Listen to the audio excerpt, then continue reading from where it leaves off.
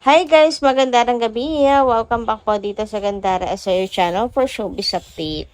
Ang tatalakayin nga natin ngayon at pag-uusapan mga kakimbaw ay pumapatungkol nga po dito sa tinanggap na million offer daw po kay Chinita Princess na bago niyang endorsement mga kakimbaw. And syempre pumapatungkol na rin nga po dito sa public screenings na kasado na mga kakipi ng mga Kim Pao Fine. Pero bago po tayo magsimula, sa mga hindi pa po nakaka-subscribe sa ating channel, pakiclick lang po tayo ng ating subscribe button at notification bell na nariyan sa baba upang maging updated po kayo at ma-notify tuwing may bago tayong chika at balita hinggil sa Kim Pao. Maraming salamat! And ngayon naman, dumako po tayo sa pagbabasa ng comment ng atin pong mga taga-subaybay tungkol po sa mga previous update natin kay Kim and Paolo Avellino bilang pasasalamat sa walang sawang pagsuporta at pagtutok sa ating mga balita. So narito nga ang mga commenters natin for tonight. Shoutout po at magandang gabi, Miss Lolita Maestrado at Miss Ligaya Esteban. Sabi nila rito, natakot lang ako, Ma'am Gandara. Baka maagaw pa si Paolo. Sa iba kasi, sobrang gwapo. Para kay Jean, alam mo bang ang Igorot ay isa sa mga ancestral ng mga Filipino? Kaya kung tunay kang Filipino, dapat proud ka na isa sa mga native na Filipino ay famous. At kuwi daw, kagwapo. Kasi ang mga Igorot ay maputi at makinis ang kutis. Alam ko kasi, meron akong friend na Igorot. So, ayan. Meron kasi pong nagmamaliit kay Paolo Avellino, tinatawag na Igorot, si Pau. Tinatawanan niya si Paolo Avellino. Ayan, alala ko na. May nag-comment na ganun kay itong Jean pala ang pangalan. So, para sa nag-comment na yon na tinatawanan at minamaliit ang mga Igorot, naku po, siguro dapat umalis ka na lang ng Pinas kasi nakakahiya. 'Di ba mga kakimpaw? Dapat maging proud po tayo. Kaso, bakit ganon yung iba? Masyado pong mapagmataas mga kakimpaw. Isa daw Igorot si Paolo, tas tinatawanan niya. Ano ngayon naman kung sakali rin man naigurot nga si Paolo? Anong problema mo doon? At least si Paolo, mapera, si Paolo, guwapo, si Paolo, financially stable, may business, may napakaganda pang jowa. O, diba? Sana all ka na lang dyan. And about naman po sa inyong pag-aalala kay Chinita Princess kasi baka maagaw pa ng iba si Paolo sa sobra naman talagang kagwapuhan ni Pao. Grabe, parang paurong ata ang pagtanda ni Paolo kasi habang tumatanda siya, pa-fresh ng pa-fresh, papogi ng papogi. Ay nako, sana all ka na lang talaga may ganyan jowa kay Kimi, di ba? Huwag po kayong mag-alala. Hindi po maaagaw ng iba si Paolo Avellino. Lalo na kung meron po kayong tiwala kay Pao. Kasi si Paolo Avellino ay one-man woman.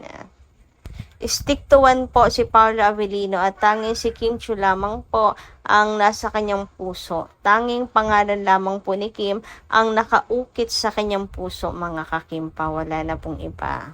Siyempre, ang kanyang anak na si Aki. Pero ibang babae, wala na, mga kakipi. Tulad ng nasa sa isip po ninyo. Nag-iisa lamang po si Chinita Princess. Anyway, thank you so much sa komento po ninyo, Miss Ligaya Esteban at Miss Lolita Maestrado. And babuhay po kayo.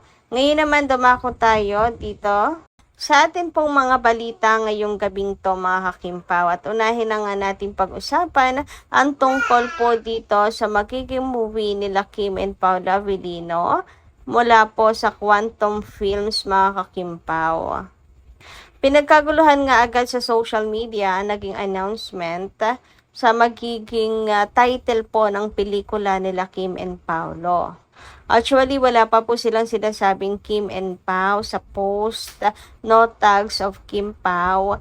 Pero malakas po ang kutob ng Kim Pao Lanchas na si Kim and Paolo Avellino to. Kaya't mas lalo pong na-excite ang Kim Paulandias panoorin itong movie ng Kim Pao kahit pa hindi pa po sigurado na maipapalabas po ito sa December 25 sa MMFF Metro Manila Film Festival 2026 mga kakipi. Katunayan yan, hindi pa man po kumpirmado, nakahanda na po at kasado na agad ang public screenings ng Kim Paulandias. Ganyan po nila kamahal ang Kim Pao. Sabi nga dito sa write-ups, hindi pa man kumpirmado kung mapapasama sa official entries ng 52nd Metro Manila Film Festival o MMFF 2026 ang sinasabing pelikula nila Kim Chiu and Paolo Avellino. Todo na ang preparasyon ng Kim Paulandia kung paano matutulungan sa box office ang proyekto. Sa post namin sa aming FB account na nagsasabing 2 na ang nag-pledge ng BS o block screening para sa movie. Naglatag na ang mga solid ng kanilang paghahanda.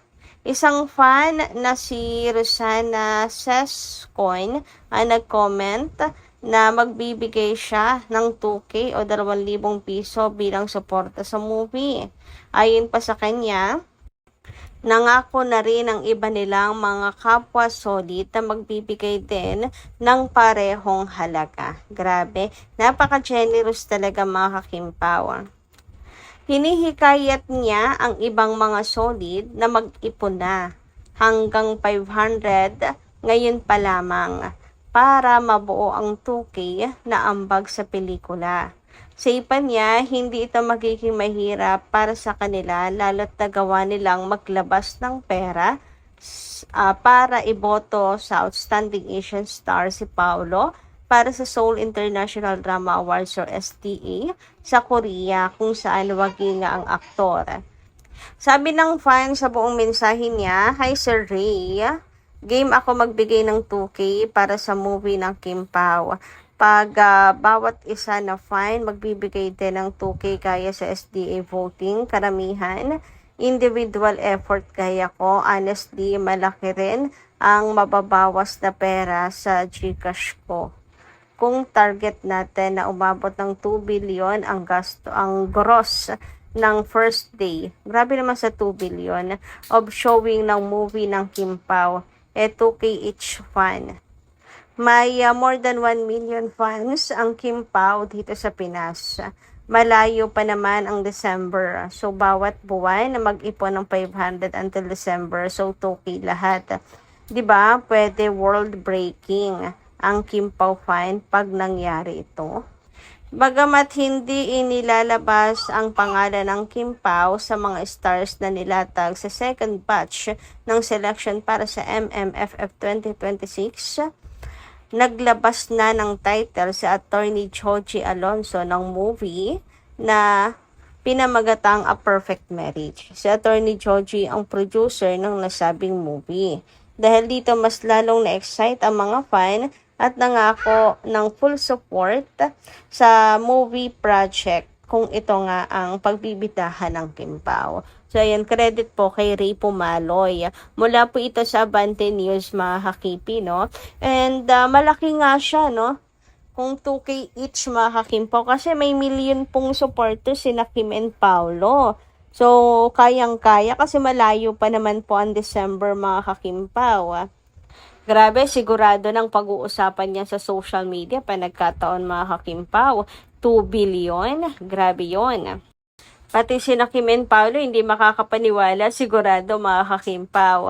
Yung sa nga po world tour, grabe ang nga ni Kim. Gulat na gulat po talaga siya sa sobrang dami pong pumunta sa kanilang world tour. Grabe nga yun. So, ngayon, ito, first time nila sa MMFF. So, hope so. Diba? Makipag-cooperate po ang lahat. Anyway, dumako naman po tayo ngayon dito po sa new endorsement de umano ni Chinita Princess. Kanina po kasi sa Showtime, may si Kim Chiu po ang isa sa nakatoka sa pag-introduce po ng Sprite, mga Kim Pao. para po sa lahat. Ngayon may mga nagtatanong kung another endorsement na naman ba to ni Kimi. And knowing Kim Chiu's talent fee, mga kakimpaw, sigurado million daw pong offer nito kay Chinita Princess. Ngunit subalit tatapwat, mga kakimpaw, sa pagkakaalam natin, mga kakimpaw, ang Sprite po ay sponsor po ng It's Showtime. So kanina si Kim lamang po at saka si Kuya Teddy ang naka-assign dito. Pero it doesn't mean na endorser na po sila. Sponsor lang po talaga siya ng It's Showtime. Pero malay nyo naman kasi karamihan naman po sa mga endorsement ni Kimi ay nagiging sponsor po ng Showtime, di ba? So malay nyo, another endorsement na naman pala yan ni Chinita Princess, di ba, mga kakimpaw? Claim din naman po natin. Malay nyo makita nila ang effectiveness ni Chinita Princess, no, at kunin po nilang endorser si Kimi. Nako, sigurado marami po ang tatangkilik ng Sprite kapag kinuha po nila si Chinita Princess, knowing na ang Kim Paulanchas ay talagang sinusuportahan po ang mga endorsement ni Kimi. Kahit nga po yun tayo, biglaan napabili ang Kim Paulanchas dahil ang endorser ay Kim Pao. O diba? Ganun po ka-effective, ganun po kalakas si Kim Chiu na endorser at saka si Paolo Avellino. So, hindi po sila magsisisi, mga kakimpaw. So, ayun lang po muna yung ating update ngayong gabing ito, guys. Maraming salamat po sa inyong pakikinig. And kita-kits po tayo muli sa mga susunod pa natin, chika. Maraming salamat at ingat po kayo palagi.